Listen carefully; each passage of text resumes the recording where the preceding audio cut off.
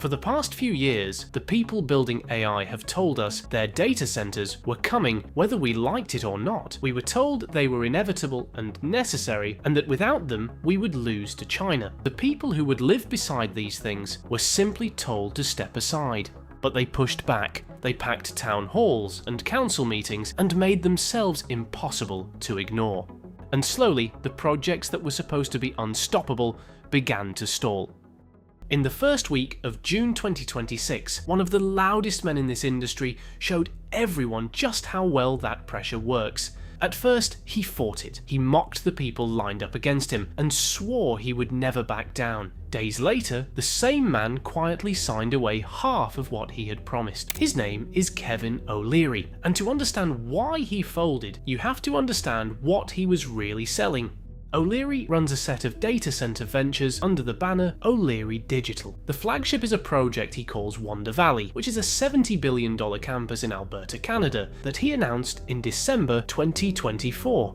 At an industry conference a few months later, he called it the single largest AI compute data center park on Earth. O'Leary's strategy is to design these campuses on spec, then go find a tenant to fill them. In plain language, he announces an enormous project first and then looks for someone to actually use it. So when O'Leary stands in front of a camera and calls something the largest on Earth, that is not a builder describing a building. That is a salesman talking to the people he needs money from. The size is the product. The bigger the number, the better the pitch. Keep that in mind, because every grand claim you are about to hear was a number designed to move capital.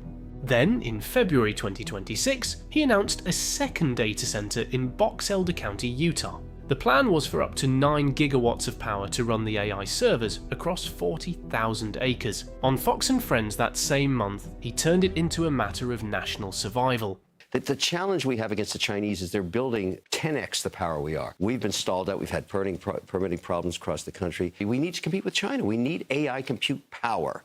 And so where do you put that? You put that in data centers. The opposition in Utah was not quiet. Nearly 4,000 residents filed formal water rights protests with the state. They were worried about the Great Salt Lake, which is already shrinking, and about a project that wanted to draw water from one of its tributaries. On May 4th, 2026, the Box Elder County Commissioners approved the 9 gigawatt project, voting unanimously even as people protested in the room. On May 7th, just 3 days later, the project's water rights application from that Great Salt Lake tributary was withdrawn. On May 29th, the governor of Utah signed an executive order directing state agencies to prioritize the Great Salt Lake along with air and water quality and public input in data center decisions. The pressure was building, and it was working, so O'Leary went looking for someone to blame. Starting in a Fox News interview on May 10th, O'Leary did not engage with a single concern his neighbors raised. Instead, he claimed the people fighting his project were funded by Chinese dark money. He claimed only China would want to stop America from building AI compute,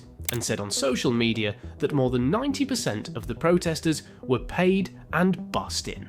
The Salt Lake Tribune disputed it. The two local women behind the opposition mocked it, saying that if they were Chinese operatives, they would be the worst operatives in the entire world.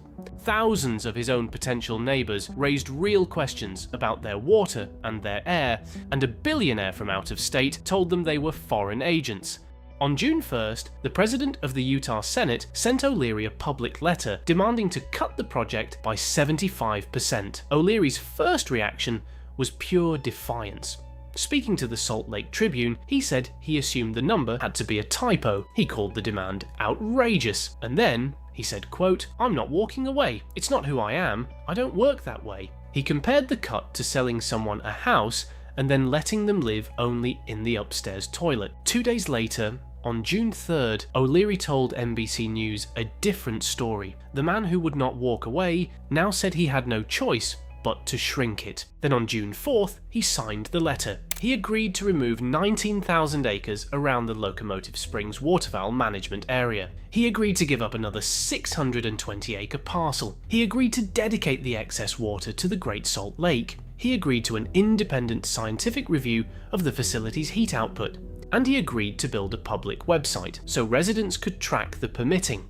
Now, O'Leary wants you to believe he did not really lose, but the way he spun it is more revealing than the loss itself. His team argued that the 40,000 acres always included only about 10,000 acres of actual construction. In other words, after getting caught, they claimed most of what they gave up was empty land they never planned to build on anyway. Think about what that defense actually admits. Either the 40,000 acre figure was real, in which case he just surrendered half his project, or the 40,000 acre figure was inflated from the start, in which case the number he sold to the public and to investors was padded. There is no version of that story where O'Leary comes out honest. He either lost big or he was exaggerating big. And while O'Leary was busy in Utah, his original Wonder Valley in Alberta was quietly going nowhere. More than a year after that grand announcement, his company still had not finalized the purchase of the land. It had not applied for the key provincial permits.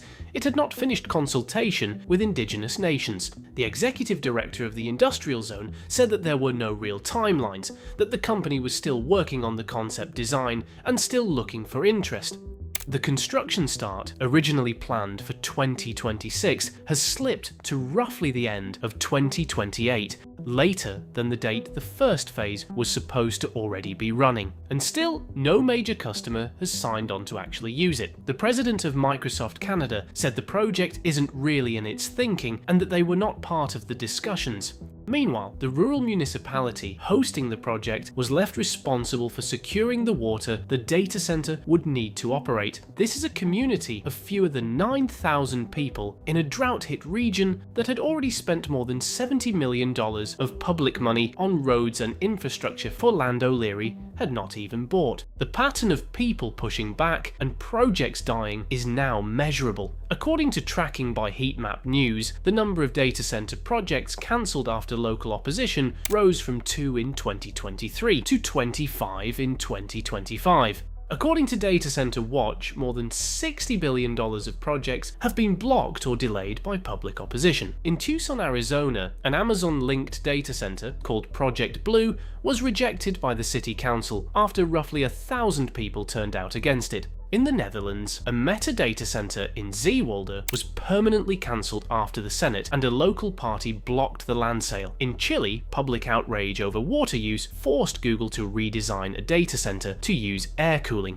In Memphis, Tennessee, legal pressure from environmental lawyers and the NAACP forced Elon Musk's XAI to pull out unpermitted equipment and eventually face a federal lawsuit. The pushback is reaching lawmakers too. On June 4, 2026, the same day O'Leary signed his letter, New York State passed a one-year moratorium on new data centers. Illinois and Ohio paused the tax breaks they had been offering data center developers, and dozens of towns across the country passed moratoriums of their own. The industry sold us a story of inevitability. Resistance was pointless, they said, but the record tells a different story. Project after project has been scaled back, abandoned, or scrapped because the people nearby refused to stay quiet.